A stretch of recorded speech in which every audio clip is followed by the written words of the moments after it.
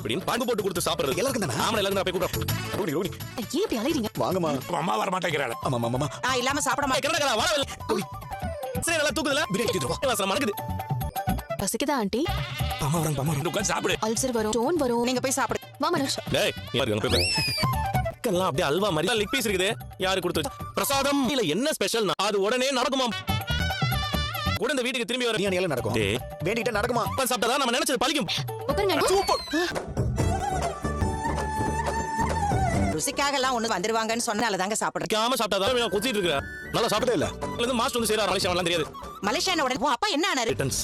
மம்மிடா. டேய் மம்மியை விட அது சாதாரண தான்டா. கேட்க மறந்துட்டேன். வந்துட்டாருன்னு சொன்னியே. மர்மமா இருக்கு. உண்மையை சொல்றியா சும்மா சொல்றியா? வானத்திலே காணாம போயிட்டான். அம்மான்னு ஒருத்தர் இருக்காருல்ல. அவரும் கால் எடுக்கல. இதெல்லாம் சரியா படல. உங்களான நீ அடுக்கடுக்கா ஜீரணமாகல. பொய் சொல்றியான்னு எனக்கு உச்ச குழந்தை பாரு. உனக்கு முட்டாளா தெரியுதா? எதையோ சொல்லி சமாளிச்சுட்டே வரேன்னு நாளைக்கு தான் இதையே சொல்லி நிஜமாவே அப்படி ஒரு அப்பா இருக்கானயா? சொல்றேன்னு சொல்றீங்களா? போன்ல கூட உன் அப்பா பேசி நான் கேட்கல. பிஸியா? ஏன் உன் அப்பா அதிபதியா இருக்காரா? பேசி நான் இது வரைக்கும் பார்க்கல. எப்படி ஒரு பெத்தவர் இருப்பாரு? இல்ல தடவை இங்க வந்திருக்காங்க. மீனாவோட அம்மா பாரு. எனக்கு பிடிக்காதுதான் இல்ல. சொல்றதுன்னு தெரியல. ரொம்ப கஷ்டமா இருக்கு. நான் பார்த்து நான் நம்பிக்கிட்ட எல்லாம் இருக்க மாட்டேன். இங்க வாங்கிட்டு வந்தேன். இப்படி ஒரு ஃப்ரெண்ட் ஏன் நம்பிட்டேன். 6 மணிக்கு அப்புறம் தானே சாப்பிடுவாங்க. இருக்கிறப்ப கூட மாட்டாங்கன்னு தான் நான் கேள்விப்பட்டிருக்கேன். அதுவும் கேள்வி கேட்டுக்கிறா? நீ கேட்காம சாப்பிட்டாங்கல்ல கேக்குறியா? ஏன்னா நீங்க சொன்ன மாதிரி இல்லையே. புள்ள நீங்க சொல்லுங்க.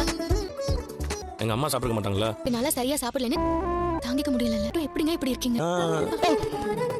வரைக்கும் போகணும்னு சொன்ன முத்து மலேசியான்னு பேச்ச ஆரம்பிச்ச உடனேயே விஜயா ராகினிட்ட உங்கள் அப்பா ஃப்ளைட் ஏறிட்டான்னு சொன்னியே இனி வர நான் 2 நாள் அதை கவனிக்க முடியல என்னாச்சுன்னு சொல்லி கேட்குறாங்க. ரோஹிணிக்கு தெரியலதா அப்படின்னு சொல்கிறாங்க. நீ உண்மையை சொல்கிறியா பொய் சொல்கிறேன்னு தெரியல, எனக்கு ரொம்ப ஏமாத்துற மாதிரி இருக்குது, நீ என்ன செய்ய ஏது செய்யன்னு தெரியும், உங்கள் அப்பா கண்டிப்பாக இங்கே வந்தே ஆகணும், இல்லாட்டினா நீ எங்கே இருப்பா என்னால் சொல்ல முடியாது அப்படின்னு சொல்லிட்டு போகிறாங்க. ஆனால் ரோஹிணி கொஞ்சம் பயந்துறாங்க. எனக்கு எபிசோட் வெயிட் பண்ணி பார்ப்பேன் என்ன பார்க்குறாங்கன்னு. Thank you so much.